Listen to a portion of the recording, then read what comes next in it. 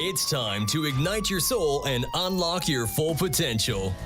Join us on Beneath the Helmet, the podcast exploring firefighters' health and wellness. Hosted by retired Fire Chief Arjuna George, our podcast is the perfect place to start your journey towards becoming the best version of yourself. So come on, let's join the conversation and find out what sets your soul on fire. All right, welcome back. This is episode number 9. Today I got a very special individual, a friend of mine, mentor in the fire service community, a mental health ambassador, Captain Steve Farina. Steve is one of the most influential leaders I know in the fire service regarding mental health. He has a true passion to help the fire service become healthier organizations to work within. And in this episode, Steve will reference many resources that you can access, and they'll be located in the show notes. Steve shares some very important messages about mental health, sleep, fatigue, stoicism in the fire service, and the power of connection. Captain Farina is in his 31st year serving his community, as well as vice president of the BC Professional Firefighters Association. For those that know Steve, know he's a very hardworking individual, compassionate, passionate, caring leader, and he's a very humble advocate for firefighter mental health. This podcast is sponsored by Silver Arrow Coaching and Consulting, burnout and resilience coaching for high-performing individuals, specializing in firefighter and fire chief coaching. For more information on Silver Arrow Coaching and Consulting, visit www.silverarrowco, that's silverarrowco.com. Now sit back and enjoy this great episode with Captain Steve Farina. Until next time, stay well. Good day. We have Steve Farina on the line. How's it going? Excellent, brother. Excellent. Tell our listeners a little bit about who Steve is and where you came from, your history, and what brought you to where you are today. Well, the RCMP didn't want me, so that's my origin story. That might be a good thing. 19-year-old kid. Yeah. And from there, I got paid on call in Langley Township, spent 5 years with them. And then I got hired in 1997 with Coquitlam Fire, and I've been there ever since. I'm 26 years on the job there. So it's 31 years in the fire service, and I'm loving it. Impressive. 1997, that's the year I joined. Right on. Yes. Fantastic. So what are some of the things you've noticed in the fire service change since you became a volunteer back in the day to today? What's changed, do you think, in your point of view, in good ways and bad ways? Yeah, I'd say let's start off with the good. There's been a very healthy evolution, especially here in BC, where when we first started back in the day, we didn't really talk about mental health, right? It was all about the job, being professional, knowing what to do on scenes and stuff like that. But it was never processing the stuff that we saw after. And I have to say, Langley Township in the early days actually had a CSA program. They were one of the first. That's when I got introduced into the Mitchell model, and they attempted to do that. They had some very forward-thinking leadership in there. They had a couple of they were teachers before they got into the training division. And it was Dave and Terry, and they were awesome. And they brought that into, they were early adopters of that kind of model, but it wasn't fully accepted in those days. It would suck it up, buttercup. And we always talk about that. For sure. Yeah. You see the calls, you come back, and there's like this machismo, this stoic in a negative way, I would say, because stoicism definitely has a place in our job. Yes. But the evolution of that getting incorporated into our daily didn't come until years and years later when I was with Coquitlam. And I would say even the last 10 to 15 years, half of my career was not really into mental health. And then we transport to 2015, where I really got pushed into this mental health world where we had 2 back-to-back suicides in Surrey. And that rocked our world, and we stood up and paid attention. And it's interesting. It just stayed in the shadows for so many years, the hurting, the suffering, suck it up. So on a positive note, out of tragedy has come some really big awareness and and connection. I think that's the biggest piece, is connection and that same here, I hear you, I see you mentality.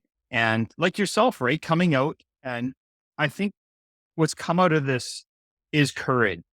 And for yourself, like the courage to take a knee, the courage to say, hey, I'm hurting and I need help. And I think that Dr. Duncan Shields talk about that is the antidote to stigma is courage. And I think that's where I've seen the fire service come. We've courageously stepped up to the plate, and we're hitting hard on that and making sure that people have access to resources. So that's where I've seen this evolution of when I first started, the captain in the front would lean back after a SIDS call or a really crappy call and look back, goes, any pussies needed diffusing. Like it was that mentality. And really we should be looking forward in the cab because the years of service and the age is truly the biggest backpacks in the front seat. Great story. Yes. So, and I think that's where we've definitely grown. I think we've realized in leadership roles and then like yourself in chief roles, there's still so much stigma. And I think that's the downside. We have so much stigma still around mental health challenges. And in leadership roles, you come in with a giant backpack of years of working in that industry where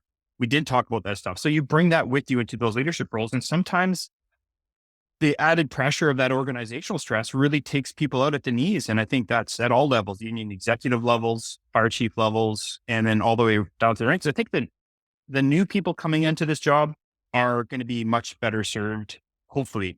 And yeah, I think both of us had that mentality of leaving it better than we found it. I think that's the legacy we want to leave, is making sure people are supported in physical and mental health.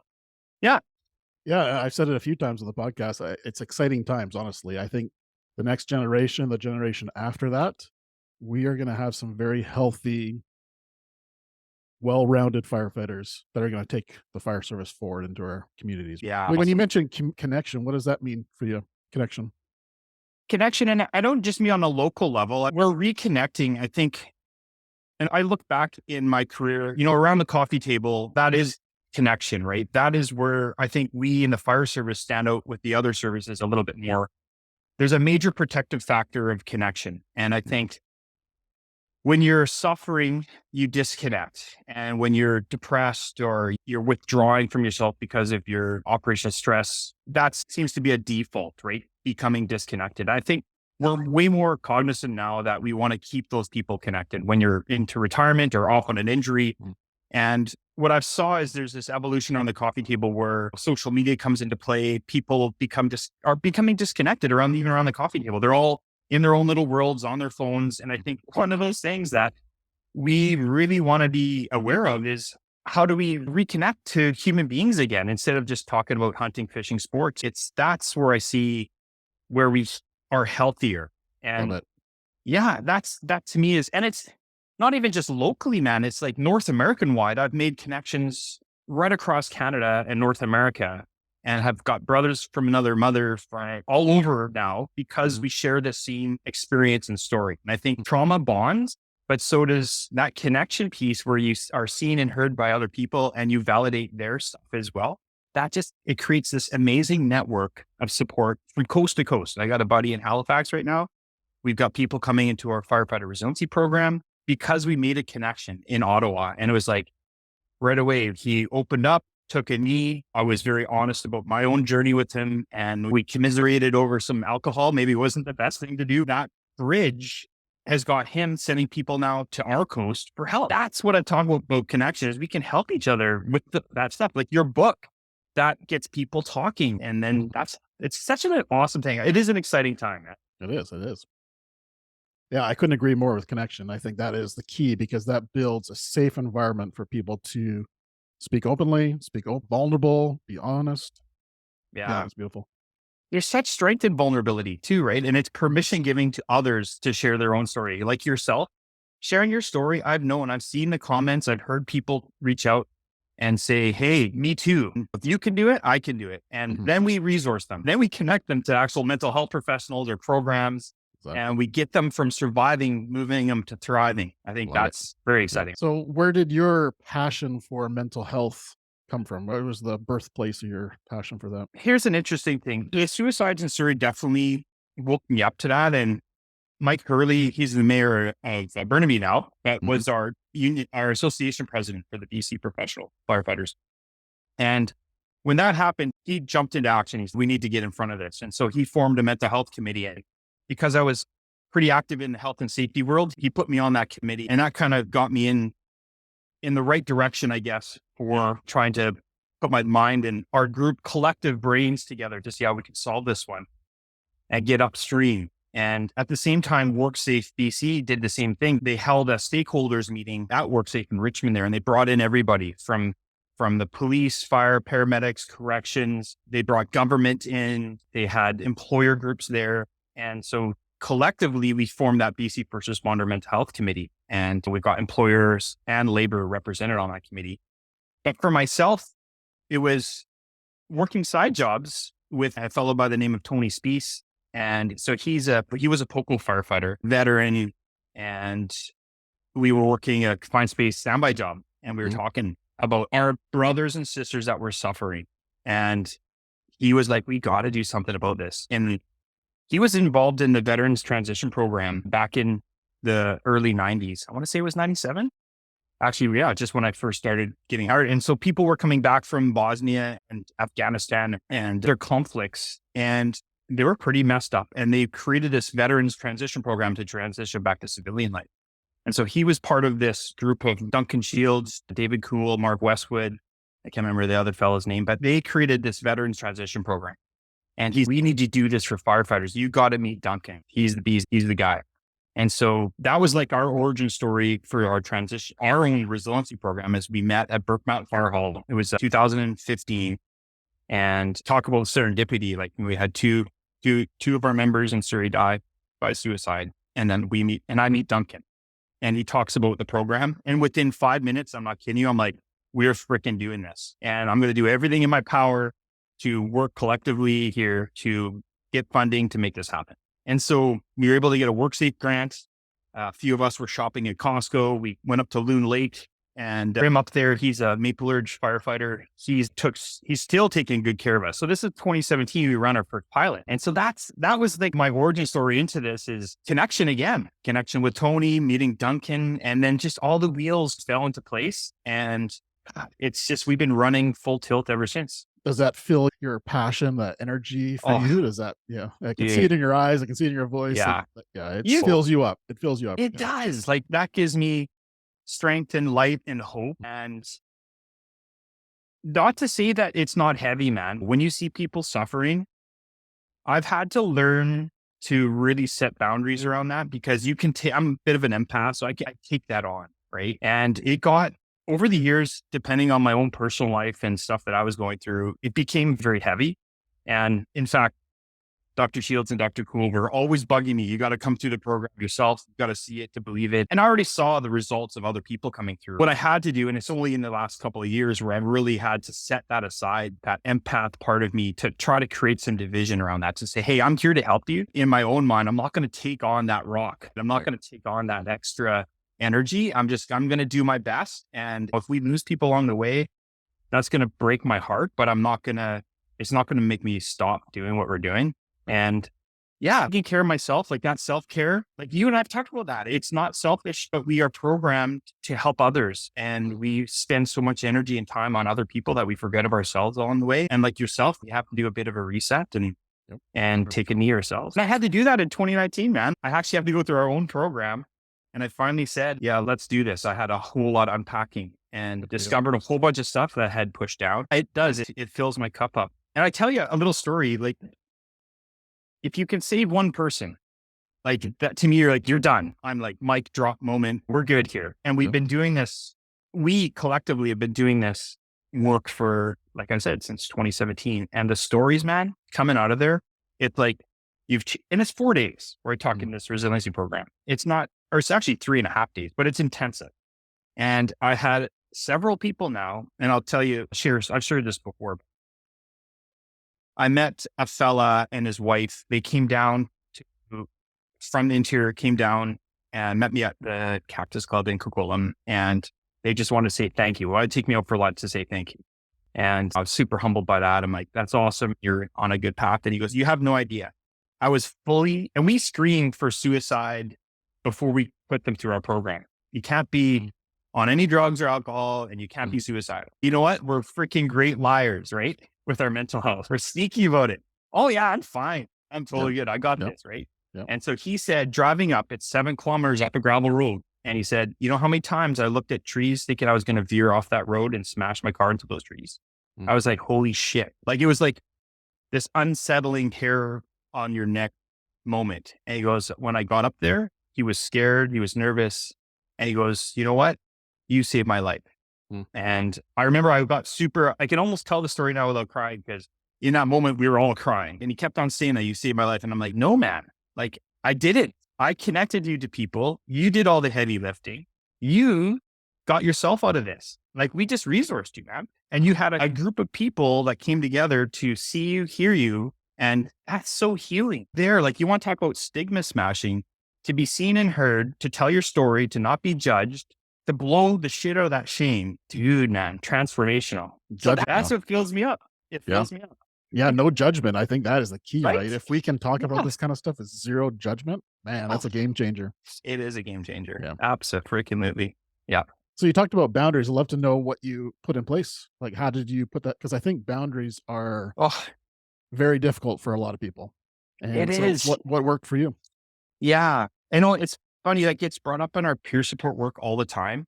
And when you're in these helping professions, helping roles in leadership, in whether you're on the admin side or the union side in a peer role, it is so crucial to put those boundaries in place so that people aren't calling you all hours. Like, there's the 911, right? Like, you're getting called, I'm suicidal, like I need help. We're like, call 911, I'll meet you at the hospital, or do you need me to drive you? So those are those moments where you're like, you're going to do that. But then when you're dealing with really psychologically injured people, they can spiral, right? And they can consume a lot of your time. And I've been finding that and it's no fault to their own, right? Their brain's just going a million miles an hour. They're dysregulated. And so to not get sucked up into that vortex, I've really had to really like take a breath.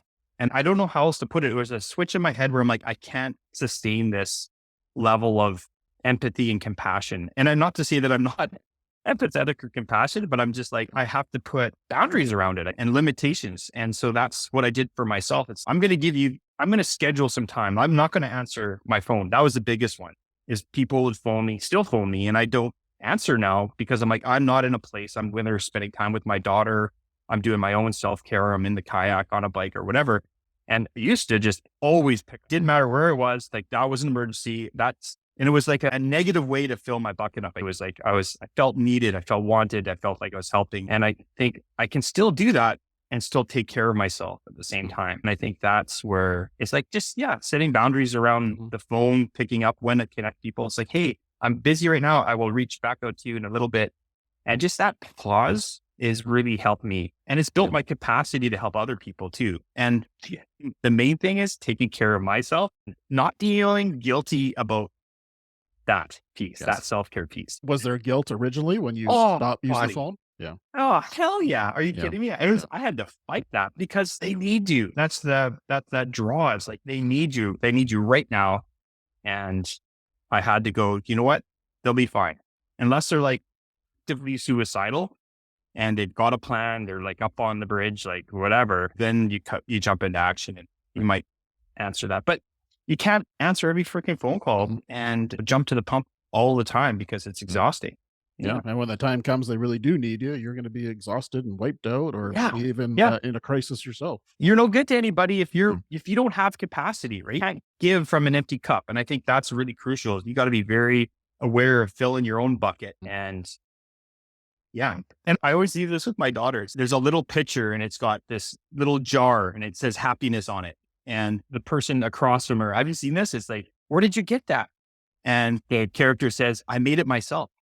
And if you don't do that yourself, I just love that. And you can't give it away. Like you're responsible for that. If you give that jar of happiness to somebody else, that's on you. You can't blame other people for doing that. So anyway.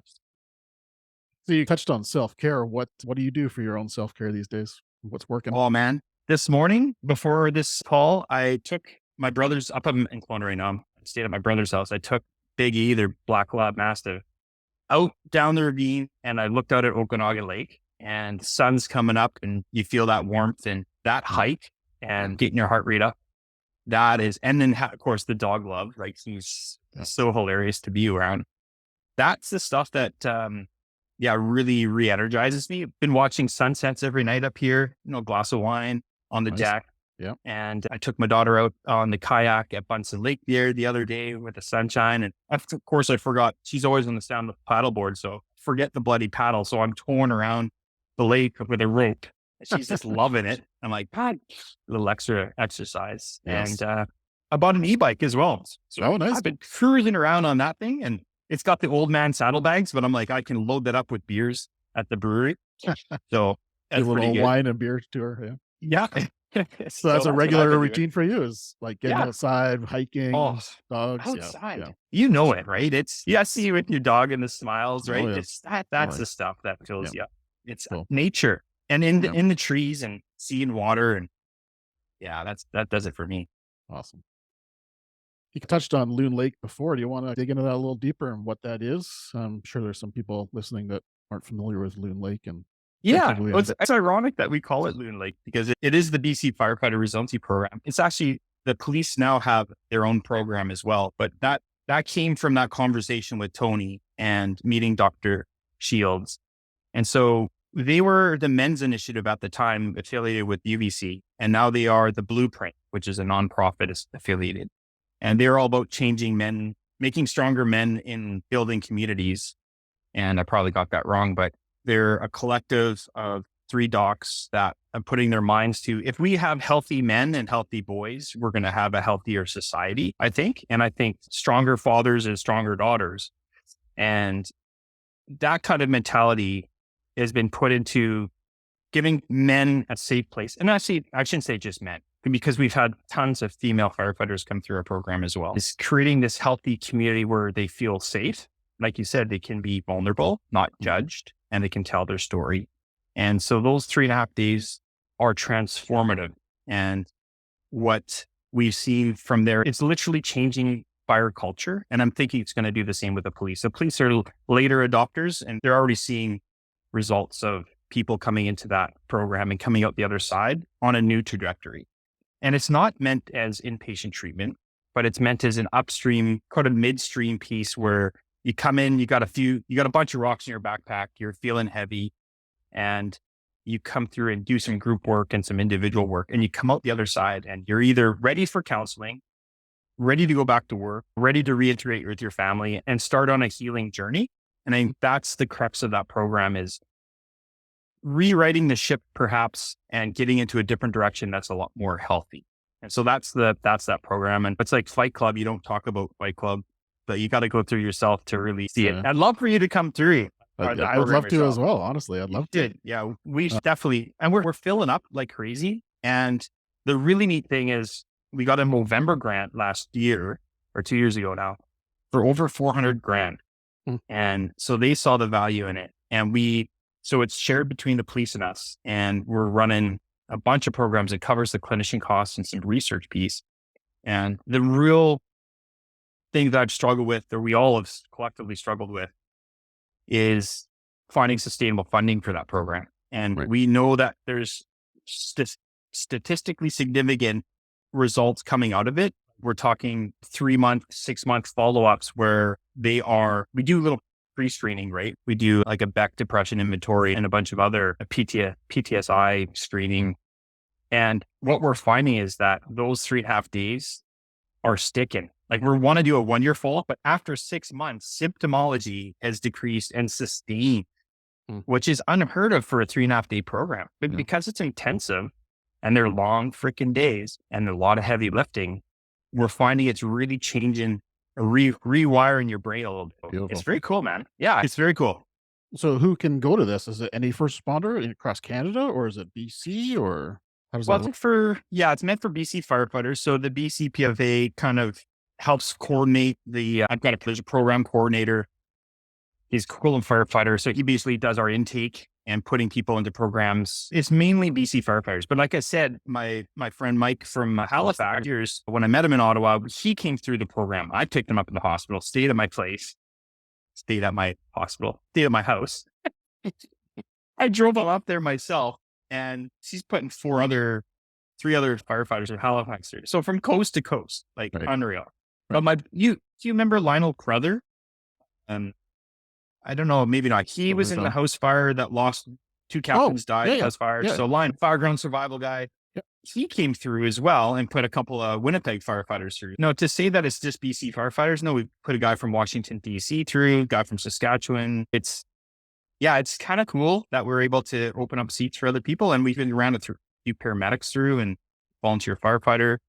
couple of volunteer firefighters, actually. I think our last class had one from the island. So it's not just, and then that's the fire side. And then the police have their own program that just started up this year. So they're putting a bunch of their own muni police. Yeah. And Loon Lake, that is in the interior BC. What's that No, count? everyone thinks that. It's not. It's actually okay. Maple Ridge. I know, funny. it's crazy, right? It's Maple Ridge UBC Research Forest. And Oh, I no tell way. you, yeah, like Jeez. you drive up this gravel road and you feel like you're in the middle of nowhere. And I don't know if you've seen the Movember, they did a bit of a promo on our Loon Lake program. I did. Yeah, I saw that. It's, Yeah. yeah, so that drive up Oh. there and you're the trees, and you feel like you're in the middle of nowhere. But yeah, Yeah. a lot of people think it's in Kamloops or wherever in Yeah, the interior. hilarious. Yeah. Yeah. Good. You guys are definitely making a huge impact in the first responder community, the firefighters. Yeah, like you say, 3 days to have that big of a change. That's It's impressive. incredible. Yeah. I'd love to check that We're out. you should, Matt. And I think it's because we're not afraid of hard work, and you give us a task, we do it. And so, when the doctors say you need to timeline, like you're going to sit down and you're going to timeline from your earliest childhood memory to becoming a first responder, and then another timeline from your first responder time to present. And everyone just rolls up their sleeves and then they delve into that, and they really put a lot of energy and the support and the camaraderie, like never in group work. There's a ton of group work out there. But with this particular cohort of first responders is you have this shared and lived experience of going through traumatic events. And so you know each other's jobs, you know what we see. So there's that familiarity and this bond that happens. It happens so quickly, like this cohesiveness that is created like within the day one. Like you come in strangers and it's that awkward whatever, but you're still like a firefighter's firefighter. I don't care if you're from Florida or the Yukon, you're the same person, probably driving a pickup truck. There's so many stereotypes. Yes. But there's so many similar characteristics, qualities, integrity, pride, like all of these things that we share. And I always say it's magic to the two doctors. It's like, not magic, Steve, but I'm like, it is 100%. There's some voodoo shit that goes on there. And you just feel safe. And they're such humble and curious docs that they make you feel safe. You're able to be in a very positive way. And you can take off that cloak of stoicism that protects you and makes you a professional. And stoicism gets a bad rap. I think Duncan talks about that in our new video series that we're rolling out, is that the Stoics had it right. Like you live a stoic life on our job. When you go to a call, you want to be stoic. People don't want you showing up like losing your mind. Totally. So you're professional, you do that and you set aside emotions to do your job. And then after that, stoicism doesn't serve you so well when you want to process what you've seen. Right? That's where we get that wrong. Yeah, that's the weak link, right? Yeah. You know it. Yeah. We have the armor on when we're going to a call, and that's fine because that's what we need to do. But sometime you have to take the armor off and process whatever you saw. Absolutely. And my David Cool, one of the docs there, always says that armor serves you well in the battle, but it doesn't serve you well at the kitchen or the family dinner table. Right? Yeah. So to get enrolled into the Loon Lake program, you have to have a condition, do you have to have a PTSD? No, not at all. You just literally, anybody can come through. Okay. You just put your hand up and I think we're packed. Like April's full, we're running June's already full out and we're filling up November. And unfortunately we don't have anything through the summer. You literally just email, there's a link on our website. I think it's BC Firefighter Resiliency .com. I can share the link with you. Yeah, please. If you look at the up show notes. BC.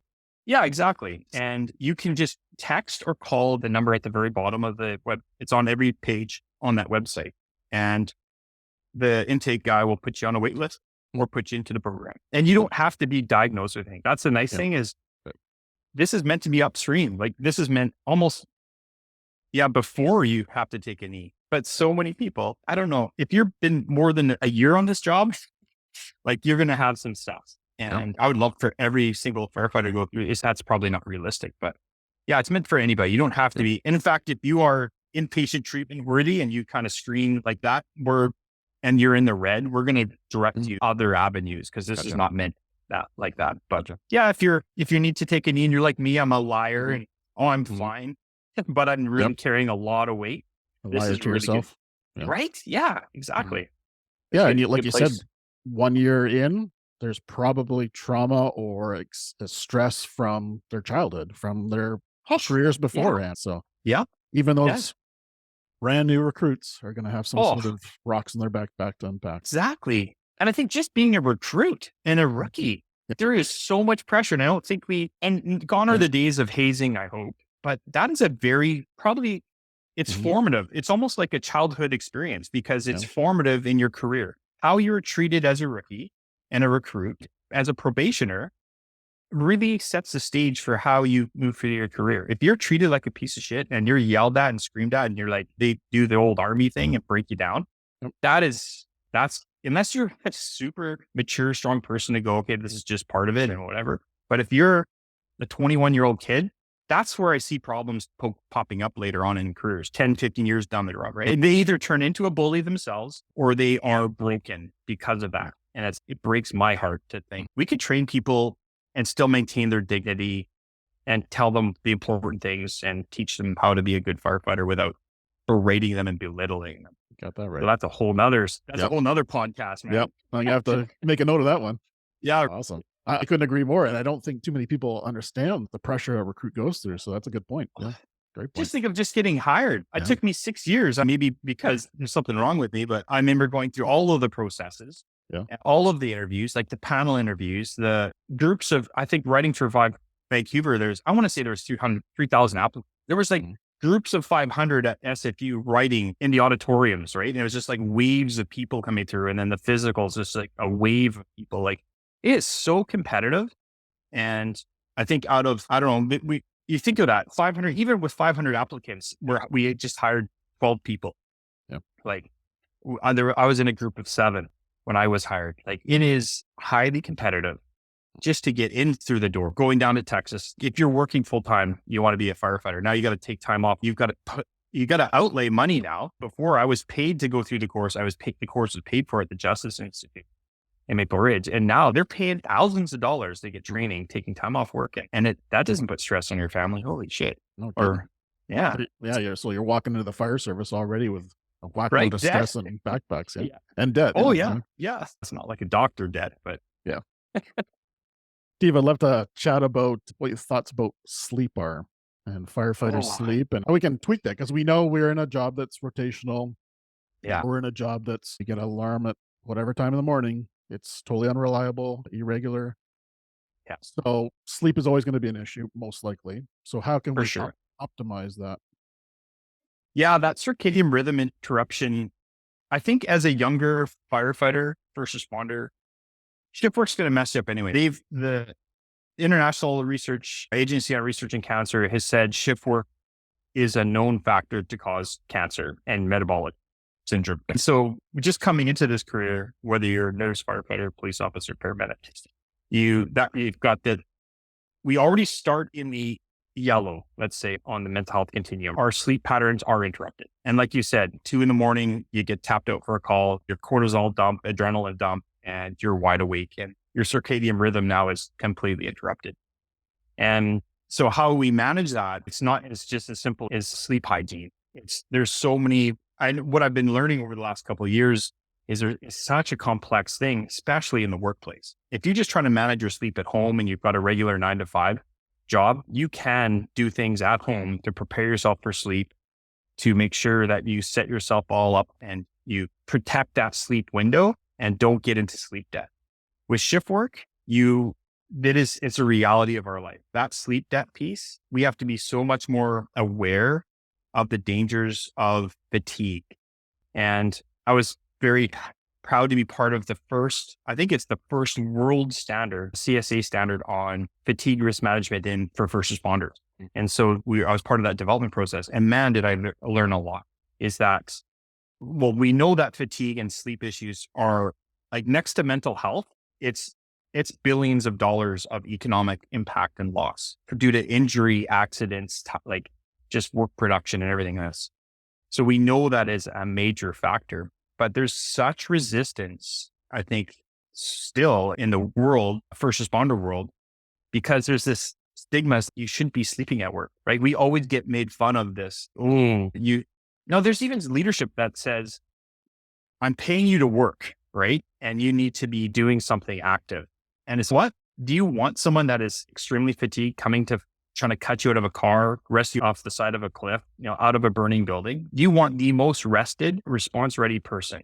And so to change that narrative in the organizational world of protecting sleep windows, providing sleeping quarters, making sure that you're doing assessments to make sure you're monitoring fatigue and giving people time for a break. Like you look at Hall 2 in Vancouver, they're running so many calls out of there and they're now on 24s.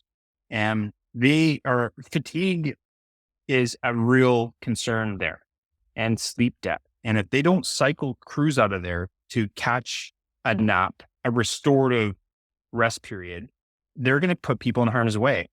And if you don't provide that, and then you send them home to drive home and they're fatigued, you have a 30-second, how about a 10-second micro nap on the highway doing 110 kilometers an hour? You're going to smash into somebody, and you can't control that. And so there's got to be this education and awareness piece that has to happen in the first responder world, where we see biologically sleep is so important, physically, emotionally, and mentally. If you don't take good care of that, all of the other things, it's like a domino effect. And when we're dealing with mental health challenges, the number one thing I hear is, I'm not sleeping well. And that compounds the issue. So if you can't get your sleep in order, you're not going to be able to deal with the mental health piece because you are unable to downregulate. You're dysregulated on an emotional and physical level. So yeah, getting that stuff in order, oh my God, we need to put way more energy into this and understanding it. I brought this up at our health and safety committee, and hey, there's a new CSA standard. We should be looking at this. It looks at all things from education, awareness, lighting, bedding, alarms in the hall, like all those things, like bright lights to get you out of that sleep, warm lights at night so you don't interrupt your circadian rhythm and your natural cortisol levels and melatonin. All those things are factors, right? So I know I'm rambling, but it's such a passion of mine right now, and we're trying to build a sleep education piece for firefighters from that committee, that CSA committee, that's really spawned some passion to get some education. I mean, he has it, right? The oil patch, Suncor, like they've realized that the importance of sleep education for their folks, and we're behind, I think. Yeah. So the CSA standard is strictly for the fire service? Yeah, it's built for first responders. So we had everybody from police, paramedicine, we had a whole bunch of representatives across the industry, and a whole bunch of sleep experts involved with developing it. And we tried to keep it as practical. I don't know. I've read a lot of CSA standards when it comes to like protective equipment and fall restraint, and they are so prescriptive. And you want to fall asleep? Just read a CSA document. Yeah, exactly. We tried to keep it practical. We tried to keep it shift agnostic, if you will, because a lot of people, we were worried that they would use it as a hammer to not get a 24-hour shift, or where it doesn't matter what shift pattern you work. There are some that are better, but the ultimate thing is screening for fatigue, awareness, education, providing those self-assessments, and then supervisors getting the training to assess their folks. And it's like anything, like, are you getting assessed? Are you physically fit, emotionally fit? Are you fatigue fit? Because if you're unfit, then what do we do to help you so that you are an optimal performer? And I think that's the mentality versus this punitive disciplinary approach that is so often used, whether it's, because a lot of the, I'd say, poor behavior, sometimes it comes from bad sleep or a mental health injury. So if you're curious about, really care about people, let's get to the core of why. And I know my crew, they've got young kids, they're not sleeping well. I have no problems. You know what? You need freaking half an hour nap. You're way better to me in the bed, sleeping until we get a call so that you're rested for the rest of the 10-hour shift or 24-hour shift. Yeah. And then we need to change that. Yeah. Their performance after that nap will also be 10x as well, right? So exactly. We've just reset that fatigue clock and we've erased some of that sleep debt so that they can get through the shift and be a professional and ready to rock. High performing industrial. Yeah. Exactly. Right. Totally. Yeah. So you talked about the fatigue assessment. How's that? Is that something that people can just do on their own, or is that a specific?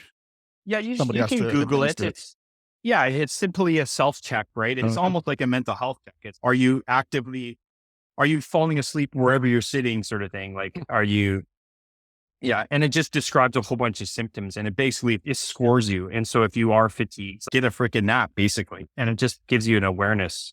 And I think you have to be, like anything, you have to be honest about it, right? So you know what? Like you could just check no and you're like, oh, I'm fine. And you can suck it up. But we have to break down that barrier around that punitive disciplinary piece where you say, you know what? I want you to be honest with me because it's in my best interest and your own best interest. So there's lots of them. And we've developed, there's a part of the standard that it's a implementation guide that will have some examples of those self-assessments. Yeah, any resources you can share, I'll add them to the show notes. Absolutely. Yeah, for sure. Sounds good. So as a fire service, what can we do a little better? We talked in the beginning about some good things and some bad things over the time but as a whole, where do you see the best or the biggest gap that we as a fire service can improve on for mind, body, and spirit of a firefighter? So often it's put on the individual. You need to be more resilient. You need to be more self-aware. And the biggest gap, and I hear this from so many folks in the industry on the research side, the academia, and then from leadership it is the organization. We have to improve the organizational culture if we're going to make any headway here. We can do meditation and mindfulness and do the Firefighter Resiliency Program all day long. If we put them back in a toxic organization or a non-supportive organization, we're going to continue to fail. And it's like Groundhog Day for me. And we've had members come through the program and then we put them back in a toxic environment where they have toxic leadership. And I'm like, we're doomed. Like, how do you fix that? And how in good conscience, that's the stuff that keeps me up at night. How in good conscience do I put them back into that or allow them to, or I don't even have that. There's no right there, but how do we put them back in there when they're not going to be resourced? So to me, that's the crux of it is we have to negotiate benefits, right? We made some great gains. Like Burnaby just signed a contract with, I think it's 24 visits with a mental health professional up to $5,000, right? It should be freaking unlimited. If you need to unpack and process, and I don't give a shit if it's your childhood, your early life, or your operational life. If you need stuff to fix and to heal from, you are the biggest asset. You have to treat your people as the biggest asset that you have. And I think that's the falling down of an organization is their numbers. And they don't see the value in resourcing the people because we have business cases that say for every dollar you spend on physical and mental health, there's going to be a return on investment. Like they've proven that time and time again. But in the fire service, the way our budget structure is, it's so much on wages and benefits. And I would say like pension, wages, not so much extended health benefit. Right. And we know that if you gave someone an unlimited, you can't waste mental health benefits. If you're going to use them and you're seeing a counselor, it's not frivolous. Like that's the mentality. Oh, they're just going to abuse it. Yeah. Who abuses mental health support? I can't imagine a firefighter going to a therapist for no reason. Yeah, exactly. There is always a reason for sure. So I would say education for leaders is crucial. They need to be, if they don't have it intrinsically, if they don't have it, I'm not going to throw leadership under the bus here. There's just some people that are intrinsically more caring and compassionate and empathetic and curious than others. And we see that when the leadership themselves have their own baggage and their own stuff that they haven't dealt with, they don't make such great role models and they're not going to be super supportive of their folks. So we need more education and leadership. It's funny because it goes back to your recruit thing. So they joined in the 70s or 80s. Exactly. They were treated like crap. Yeah. And they turned into a bully. Yeah. Unfortunately. And they're a product. They're a product of their environment, man. Interesting how that can happen. It's a full loop. It's true. And I think that's where like we see this evolution. Right now, we're rolling out a 12-part video series for firefighters. It's occupational awareness for firefighters. And it was based on our creating a network of occupationally aware healthcare professionals. So that's clinical counselors, psychologists, HR managers, work safe claim managers. Like we built this network of knowledge and understanding there. And now we're kind of taking the Loon Lake model and Duncan Shields has put it into a 12, like through Matt Johnston and First Responder Health, put it into a 12-part video series. I'm not sure if you've heard it or seen this, but it is the biggest collaboration I've ever been part of. And so as an organization, it's a BC PFA, the BC Fire Chiefs, it's the Volunteer Association of Firefighters, BC Municipal Safety Association, WorkSafe BC, the training officers. Like, it is a massive collaboration of getting everyone aware of the mental health challenges, how to reach out for help, how to normalize, talk about stoicism, stigma, and et cetera, and getting everybody aware in these little bite-sized drip content videos. Right. The next evolution is something for leadership and how you can take care of your own self, and so that you can take care of your biggest assets, your firefighters. That's the evolution. And that's where we need to focus. I don't think it's pointing fingers necessarily at the person, at the leader. It's the environment they grew up in, as well as maybe just the education component, like you said, is they just aren't aware that their own self-care is affecting the organizations. Absolutely. You hit it on the head. And I think, I can't remember which chief just said this recently, but there's a couple of real big mental health advocates. Steve Serbic being one of them, yourself being one of them, Karen Fry in Vancouver. There's some really strong out there. And what I heard from some leaders is that I can't take a knee because it could hurt my chance of promotion, or it could hurt my chance of getting a job. And that is what we need to change on an organizational level, right? I want to hire someone that has taken a knee, who has done the hard work, who can now use that lived experience to be an empathetic, curious leader. And I'll have so much more respect for that person. And maybe that's just me, because I know that's why I didn't take a knee myself, is because I'm the mental health guy. I'm in a leadership role with the union executive with Coquitlam at the time. I'm a vice president with the BC Professional Firefighters Association, and mental health is my portfolio. What would it look like for me to take a knee? And so I was struggling with this internal stigma myself. And finally I did. And it's the best thing I could do, because I think it just gives me that place. I can come from a place of knowing now. I can say, like yourself, I've been there. I can actually say I've been there. I had the courage to take a knee, and I wasn't giving a crap about what other people thought of me. And other people came up to me later, because it's permission giving to see others do this. And they said, thank you for giving me the permission to reach out for help myself. And I've been lying to myself for years. Yeah. And I think that's the power of that. And that's what leaders in your role and the fire chief's roles need to do. We see they're way more effective when they do that. You'll have a much healthier organization because of it. Yeah. From my experience and my kind of contacts in the fire chief world, there is still that stigma that if the fire chief takes that, just like your story, if the fire chief takes a knee, it's a sign of weakness. It's a sign of they're not capable to lead this organization because they're weak. So that's a stigma as well that we have to. That's it. We have to hit that head on and have that conversation and change that narrative. We do, because I look at my own fire chief in Coquitlam. There is so much stress. Like, he was in a fire investigator, so saw fire deaths and stuff like that, and came through the fire service. Wasn't ever a firefighter, but is one of the most humble and curious leaders, because he knows his knowledge base. He's one of the smartest dudes I know. But he knows how to stay in his lane, what his strengths and weaknesses are. But I can see the stress, the organizational stress that is almost overshadowing any traumatic event in his life, because of the pressure from City Hall, from the union, because we can be dicks sometimes, right? So it's like, we don't always make everyone's world lovely, but we fight for what we think is right. And we're going to stand up for our members. So of course we're going to do that. But that pressure from both sides, it's a pressure cooker, right? And you don't create a pearl. It's not like a beautiful clam and there's no diamonds coming out of it. No, what's inside is it's stress, and it's not a good kind of stress, right? It's the one that can be debilitating and physically hurt you. And so and I see this in the union leader roles too. We see so many people burn out and basically don't come back.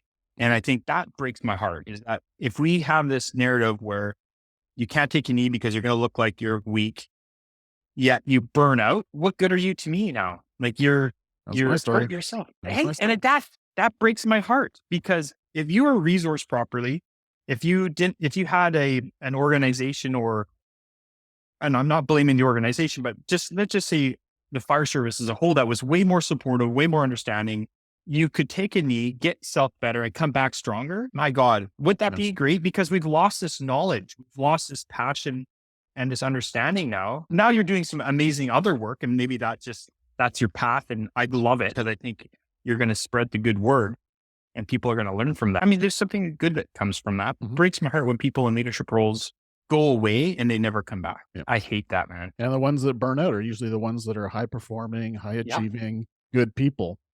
Yes. Yeah, absolutely. Yeah. And it's fine. Sometimes the toxic ones are like cockroaches. You just can't kill them. I want the dinosaurs to crawl into the tar pit and just die a death because they're just not making my world an easy one, or for my firefighter family. So what would be one huge nugget that you'd like to leave our audience with today? If you see something, say something, like share it, don't wear it. Like all these cliche things there's such courage. And you've heard of James Gearing, right? From Behind the Shield, podcaster. He just came out the other day and talked about courage. That to me really resonated because we need everybody from the fire chief down to the rookie to have the courage to speak up, to take a knee, to be vulnerable, because there's such strength in that. That to me is, as if we could leave anything, have the courage to help somebody else. And this is a lot to take away, but have a curiosity. If someone's acting like an a-hole, there's probably a reason why. They're not just born, maybe some people are, but let's just say the majority of people, there's a reason why they're acting the way they're acting. And be curious. Take the time to actually find out. Instead of spreading gossip, go up to them and go, hey, how are you doing? Like having those tough conversations like you're having. Have the tough conversations. Make sure you have space and time to do that. And then if they need help, resource them. Connect them to peer support. Connect them to counselors. Like First Responder Health has an amazing counseling network. I'll share you that link as well. Do you want to find someone in your area? Hey, you're really hurting. Like you're not the same guy that I knew last week. What is going on? Or gal? And so, yeah, have those courageous conversations. Be courageous yourself and know when to take a knee. It's all the stuff I've learned later on in life. I wish I knew it earlier, man. I really. But now with, the social media, podcasts, conferences, we can share that message so much broader, right? So yes, totally. I'm excited. Back to connection. We started the whole conversation back to connection. And I think that is the key moving forward, right? Is connection with our fire family. Yeah. Yeah. And resources. So it's both. Yeah. I love that. It's a great circle back for sure. Awesome. Dave, absolute honor. I love your passion for the fire service, for mental health, for people, the humankind. It's not just, we're not robots. Yeah. You are a man for the human. And I just really want to appreciate you putting your heart and soul into sharing this message with the world. So thank you so much for your time. Thank you. It's been an honor. All right, everyone. Steve Farina. Everyone stay well. Thank you for tuning in to Beneath the Helmet. We hope that this podcast has provided you with valuable insights into the world of firefighters' health and wellness. Remember, caring for your physical, mental, and spiritual well-being is crucial to achieving optimal performance. Join us next time on Beneath the Helmet for more inspiring conversations. Until then, stay well.